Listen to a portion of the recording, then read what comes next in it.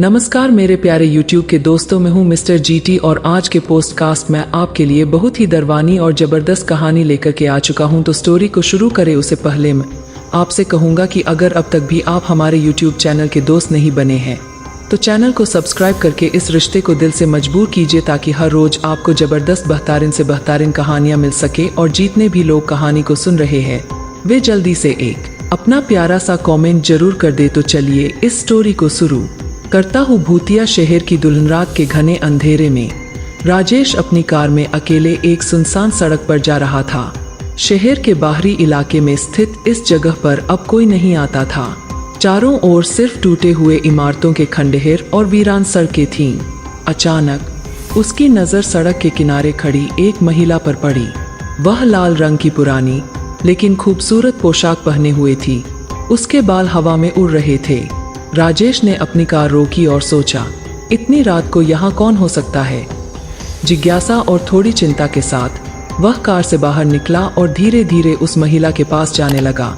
जैसे ही वह नजदीक पहुंचा, उसने देखा कि महिला के चेहरे पर कोई मांस नहीं था। उसके चेहरे की हड्डियां और खाली आंखें सीधी राजेश को घूर रही थीं। राजेश का दिल जोर से धड़कने लगा। वह कुछ कदम पीछे हटा, लेकिन डर के मारे उसकी टांगें कांपने लगीं। वह दौड़ने की कोशिश करता, उससे पहले ही वह भूतिया दुल्हन अचानक उसके सामने आ गई। उसने अपनी लंबी नाखूनों वाली उंगलियां उसकी गर्दन पर रख दी। तुम भी मेरे साथ इस वीरान शहर में रहोगे, वह बुदबुदाई। राजेश की चीखें रात के अंधेरे में गूंज उठीं। उसके बाद कोई भी उस सड़क पर राजेश को फिर कभी नहीं देख पाया।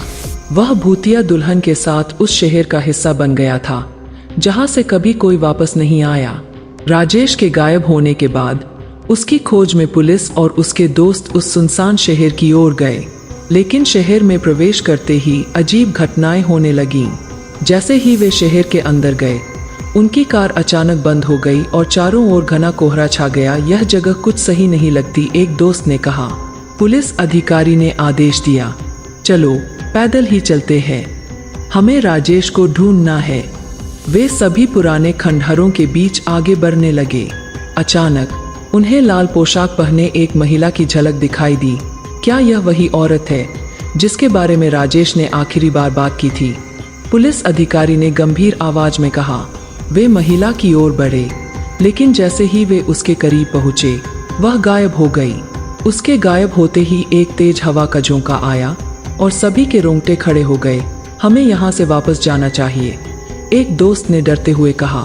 लेकिन जब उन्होंने वापस जाने की कोशिश की तो उन्हें महसूस हुआ कि वे अब उस जगह फंसे हुए हैं। सड़कें एक भूतिया भूल भुलैया में बदल गई थीं। हर रास्ता उन्हें उसी जगह पर वापस ले आ रहा था जहां से वे चले थे। जैसे जैसे रात और गहरी होती गई, समूह के लोगों में डर और घबराहट बढ़ने लगी। उन्हें समझ में आ गया कि यह कोई सामान्य जगह नहीं है। हर कदम पर उन्हें ऐसा महसूस हो रहा था कि कोई उन्हें देख रहा है। हम यहाँ फंस गए हैं, पुलिस अधिकारी ने कहा। हमें कुछ न कुछ करना होगा, वरना हम भी यहाँ से कभी नहीं निकल पाएंगे। तभी उन्हें एक पुरानी इमारत के अंदर से एक आवाज सुनाई दी। वह आवाज किसी के रोने की थी। यह शायद राजेश हो सकता है, एक दोस्त ने कहा। वे सभी उस इमारत की ओर दौड़ पड़े। इमारत के अंदर एक कमरा था जिसकी दीवारों पर खून के निशान थे।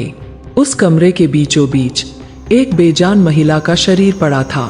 वह वही महिला थी जिसे उन्होंने पहले देखा था, लेकिन जैसे ही उन्होंने उसके शरीर को छुआ, महिला की आंखें खुल गईं और वह अचानक उठ खड़ी हुई।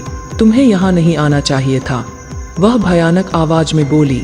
इसके बाद कमरे के दरवाजे अपने आप बंद हो गए और कमरे की दीवारें धीरे धीरे सिकुड़ने लगीं। अब उनका वहां से निकलना नामुमकिन हो गया था। कमरा सिकुड़ता जा रहा था और सभी को ऐसा लग रहा था कि उनका अंत नजदीक है। अचानक पुलिस अधिकारी ने अपनी जेब से एक पुराना तावीज निकाला जो उसे उसकी दादी ने दिया था। यह तावीज हमें बचा सकता है, उसने कहा। उसने तावीज को महिला के सामने रखा और कुछ मंत्र पढ़ने शुरू किए। तावीज से तेज रोशनी निकली और पूरे कमरे में फैल गई। महिला दर्द में चीखने लगी। दीवारों का सिकुड़ना रुक गया और दरवाजे खुल गए। भागो, पुलिस अधिकारी ने चिल्लाया। सभी तुरंत भागे और शहर से बाहर की ओर दौड़े। जैसे ही वे शहर की सीमा पार कर गए, उन्होंने देखा कि पीछे की पूरी जगह अंधेरे में घिर गई और वहां से सभी चीजें गायब हो गईं। उन्हें अब पता चल गया था कि वह शहर असल में भूतिया था, जहां एक भूतिया दुल्हन की आत्मा बसी हुई थी।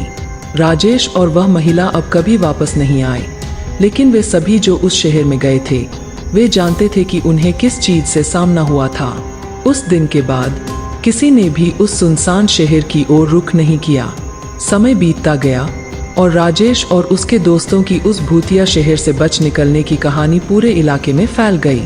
लोगों ने उस शहर का नाम लेते ही कांपना शुरू कर दिया।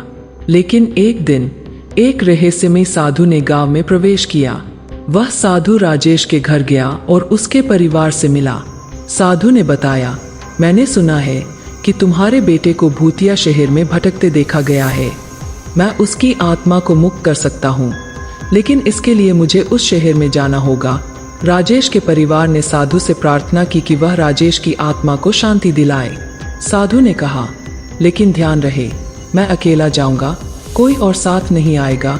अगले दिन साधु उस भूतिया शहर की ओर अकेला निकल पड़ा। जैसे ही वह शहर की सीमा में पहुंचा, हवा का झोंका और भी तेज हो गया। चारों ओर फिर से वही घना कोहरा छा गया। साधु ने मंत्रों का जाप करते हुए आगे बढ़ना शुरू किया। शहर के बीचों बीच पहुंचने पर साधु ने देखा कि राजेश और वह दुल्हन एक पुरानी इमारत के सामने खड़े हैं। राजेश की आंखें अब भी खाली और बेजान थीं, जैसे वह किसी भयानक मंत्र के वश में हो। साधु ने जोर से मंत्रों का जाप शुरू कर दिया। दुल्हन ने भयानक चीख के साथ साधु पर हमला करने की कोशिश की, लेकिन साधु के तावीज से निकली रोशनी ने उसे पीछे धकेल दिया। साधु ने अपनी शक्ति का प्रयोग करते हुए राजेश की आत्मा को मुक्त किया। राजेश के शरीर से एक हल्की सी रोशनी निकली और वह साधु के पास आकर गायब हो गई। दुल्हन गुस्से में आकर साधु की ओर बढ़ी, लेकिन साधु ने उस पर तावीज रख दिया। तुम्हारी यातना अब समाप्त होती है, साधु ने कहा। दुल्हन की आत्मा ने दर्द से चीखते हुए शहर को छोड़ दिया। उसके जाते ही पूरा शहर अचानक शांत हो गया, जैसे वहां कभी कुछ हुआ ही न हो। साधु ने शहर की अंतिम राख को इकट्ठा किया और उसे पवित्र नदी में बहा दिया। इस तरह राजेश की आत्मा और भूतिया दुल्हन की कहानी हमेशा के लिए खत्म हो गई। साधु के लौटने के बाद राजेश का परिवार उसे याद कर थोड़ा दुखी था, लेकिन इस बात से संतुष्ट थे कि उसकी आत्मा अब शांति में है। भूतिया शहर भी अब वीरान हो चुका था और कोई भी वहां जाने की हिम्मत नहीं करता था। इस तरह भूतिया शहर की दुल्हन की कहानी हमेशा के लिए समाप्त हो गई, लेकिन उसकी यादें उन लोगों के दिलों में हमेशा रहेंगी जिन्होंने इस भयानक घटना का सामना किया था। तो दोस्तों, आपको अगर कहानी पसंद आए हो तो वीडियो को लाइक और चैनल को सब्सक्राइब कर दे। धन्यवाद।